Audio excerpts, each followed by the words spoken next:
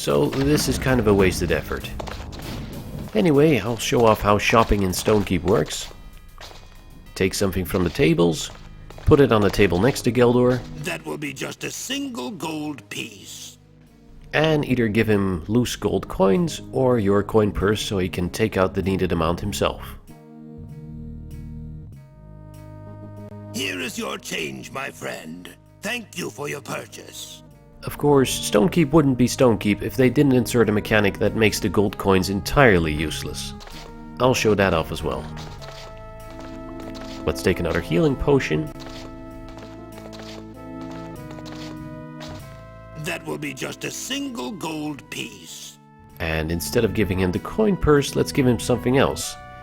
One of my red shaman feathers. You have slain a Throg shaman, haven't you? Yes. A Throg shaman, maybe the shaman you have killed, captured and tortured my family. Perhaps their inner souls will rest in peace now, no longer crying for vengeance. Please help yourself to my goods. Take what you will, no charge. Geldor is kind of a weird guy. I killed one shaman, so he reasons that it may very well be the exact same shaman who killed his family. But whatever. If I wanted to, I can now steal everything from his tables and not have to pay. Are you Sarden, the blacksmith? Torin said you could help me. Aye. What can I do for you?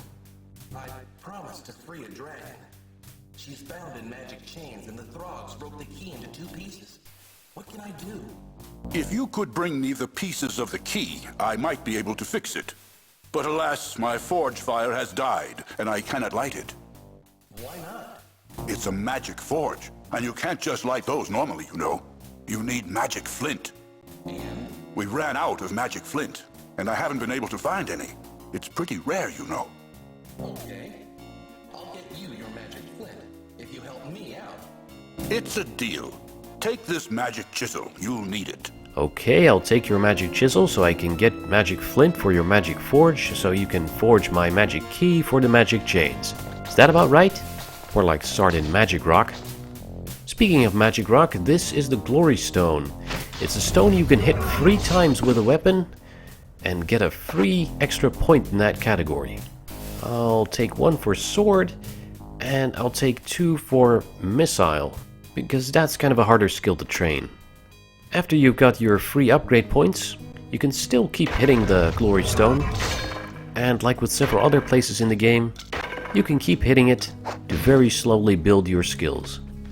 In fact, at this point in the game it's easily possible to max out all your skills, including strength and agility, just by taping down your mouse buttons and punching this rock. Obviously, I'm not going to do it for this LP because it would be very boring. Well, let's go see Torin again. He said he wanted to talk to me some more.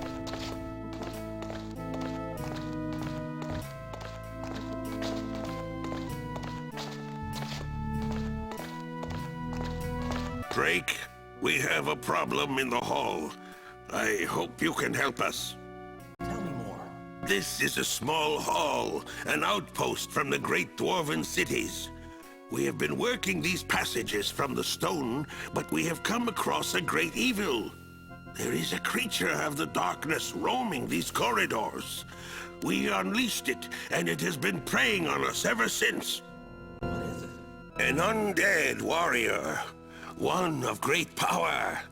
We have sent many of our warriors to their death in the corridors to the east. Find it, kill it. I will reward you, and we will be very grateful.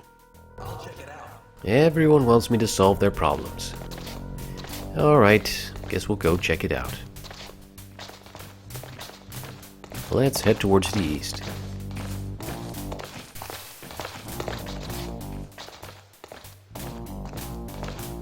This path takes us back to the gate.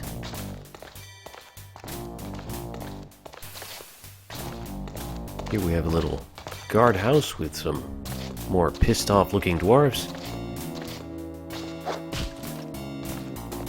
Maybe they're pissed off because I'm breaking their beds.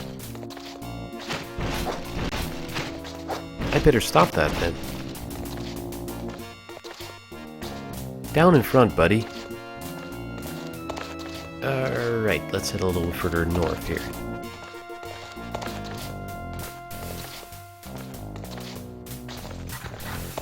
Hey, what's that noise? Oh, we found Grak, the guy that random dwarf was worried about. What do you want? What are you doing here? Nothing. Now go away. Oh, he's not a friendly sort, is he? I said leave me. You have no business here. Bite me, Grak. All right. Have it your way then. Okay, guess we're not getting anything out of him. Let's just keep moving. Huh? Oh! Grak is hostile.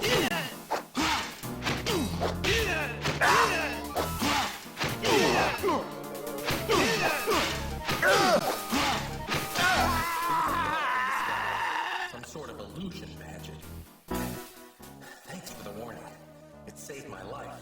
A life for a life. Well, that was sort of disturbing. So apparently the frogs are now undercover inside the Dwarven Fortress.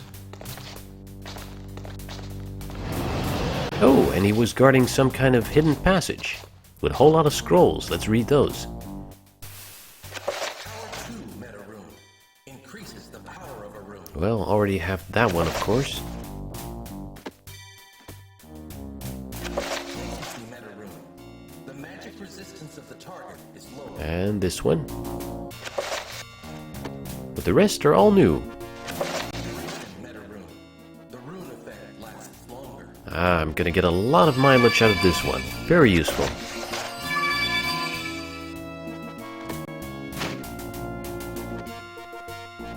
Small meta rune. Area effect. I mentioned this meta rune naturally occurring in some of the runes I've already come across. Also very useful. And the last one. Power 3 meta rune. Greatly increases the power of a rune. Oh yeah, that's a very good one. Of course, it does make the mana cost of a spell go up quite a lot. Well, let's start making use of these meta runes right away. The first one I found, Duration, of course simply makes the spell last longer, and that's very useful in a lot of situations. Especially because it allows you to cast a status effect spell while still close to a mana circle, step into the mana circle, recharge, and walk away with the spell lasting as long as it can. I mentioned the ball meta rune naturally occurring in some of the runes I've already found. It causes a spell's effect to spread across the entire area, which means that if you use it in the mirror, it instantly casts the effect on all of your characters. And the power 3 meta rune obviously simply powers up the rune even more than the power 2 meta rune does. It's kind of overkill in some cases, so I'll wait a little while before I start using it. So here I use a power 2, duration, and ball meta rune on the armor spell, which makes it give more significant protection for a longer time, and it's instantly cast on myself and Karzak. Hey, that's a sound I haven't heard in a while. Yeah, it's a health fountain, and this is the last one you find in the entire game. Lets me and Karzak have a deep drink and refill my wineskin one last time.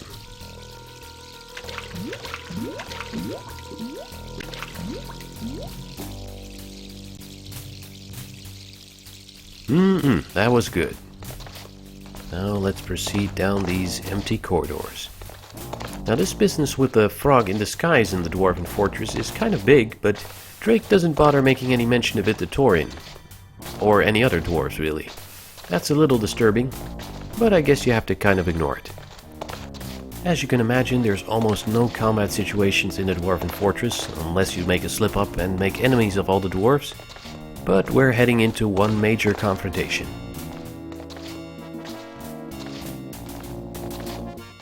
And right here, the music changes.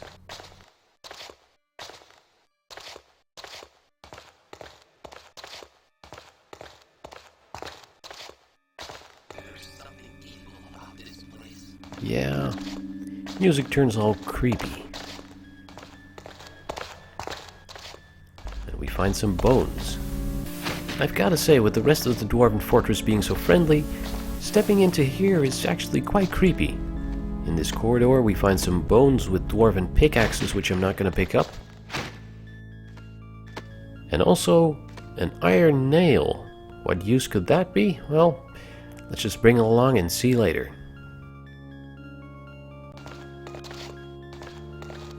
I'd like to be down here as soon as possible.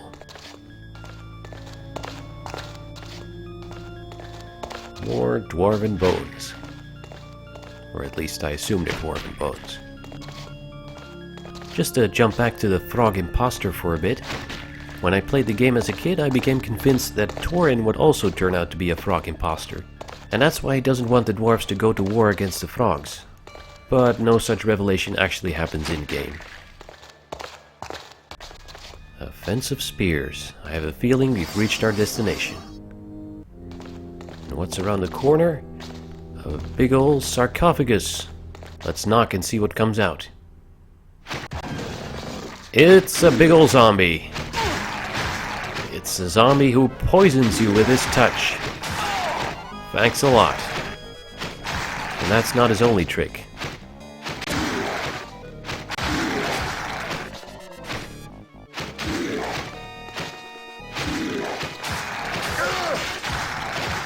He is really tough and takes a lot of punishment. I'm very lucky that it tossed on that armor spell. Aside from poisoning you with his touch, he can also cast poisoning spells from a distance. And the annoying thing is that you can get doubly poisoned this way, which is why my health was just dropping as dramatically as it was. Luckily, the poisoning doesn't stick too long.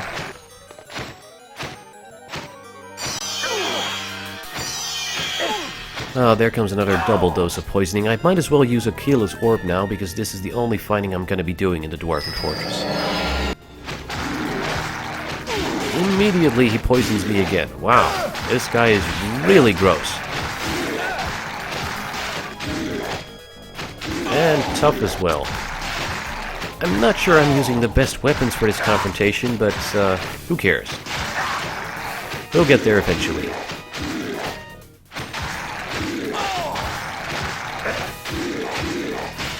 Obviously, like most enemies, this one would be best dealt with from a distance, but there he goes. Let's give ourselves one more dose of healing with Achilles' Orb. It doesn't drop any items, but if we go back to the sarcophagus, there's actually 2 things in there to pick up. A scroll. Use the double power of rune. Increased mana use expected. They really start dropping these meta runes on you in these levels, and a ring with a slight green tinge. This is a ring of poison resistance. Oh, really could have used that 5 seconds ago. Well, that wraps up the combat in the Dwarven Fortress. Let's go back and tell Thorin what we did. In one of my test runs for this level, I used the armor rune with the level 3 meta rune. And that's how I discovered that when you cast a level 3 armor rune on yourself, the zombie can't actually hurt you. But it was kind of an anticlimactic confrontation that way, with the zombie not doing any damage and me just slowly clobbering him to death. Or undeath. Or undeath. So for the eventual recording I decided to go with a level 2 armor rune instead. I don't get killed quite as quickly, but it's not a complete cakewalk either. And as we head back into familiar territories, the old music starts up again. Kind of a relief. Hey buddy.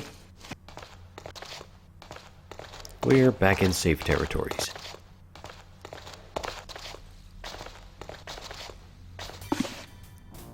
Yep. Let's just head left here, and we'll get back into the familiar corridors.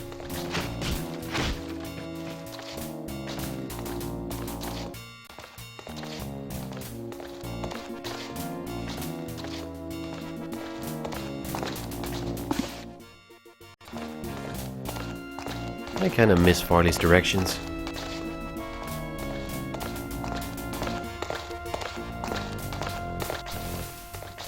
There we go. Hey, Thorin. Have you put that undead thing to rest? Yes, it shall bother I am very grateful. You have saved many of my people's lives. The gifts in the chest are yours. I have a question. What is an Uk-Tagoth? It literally means the forgotten. If a dwarf breaks a great law, then he is called Uk-Tagoth and banished from our halls. The Uk-Tagoth will never return. Thank you for telling me. It is hard, Drake, but we will all get over it. Speak for yourself, Beardy. Well, let's check out what's in the chest. A scroll? This rune magic requires a previously inscripted point to complete the magic circle to home. Yes! This rune looks a lot like the Scare rune, but it's actually the rune that teleports you to the translocation circle. Also in the chest, a magical shield. Pretty sweet. I'm not going to use it myself, but if I give Kartak something other than this two-handed axe, he'll be able to use it for me.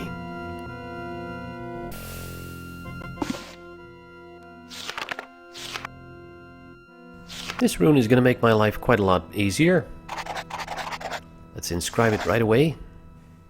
Because, as you may remember, when I was on the second level of the feeding grounds, I dropped a translocation circle right in front of a very conspicuous looking rock.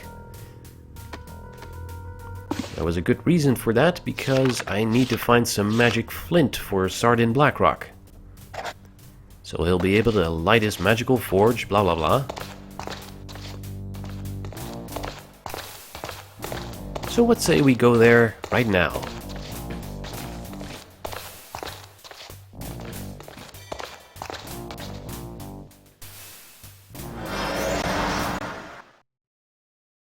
There we are, back on the second level of the feeding grounds. And as you may have guessed, this right here is magical flint. Let's take the chisel, chop a piece off, and collect it.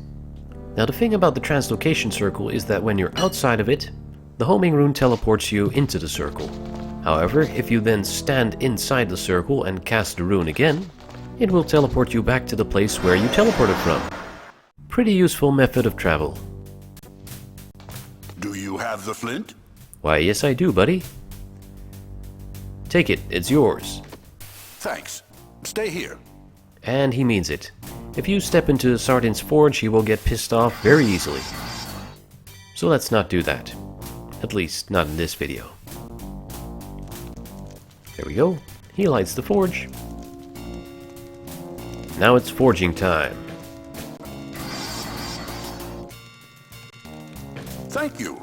A Dwarven clanhall needs a burning forge. I will be happy to help you. I need a broken key fixed. Give me the pieces. Here you go, my good friend.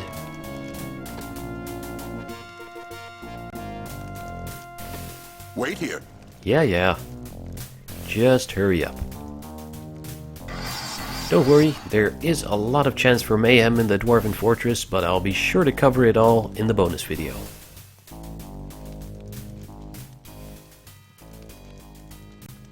Takes a little while, but here he comes.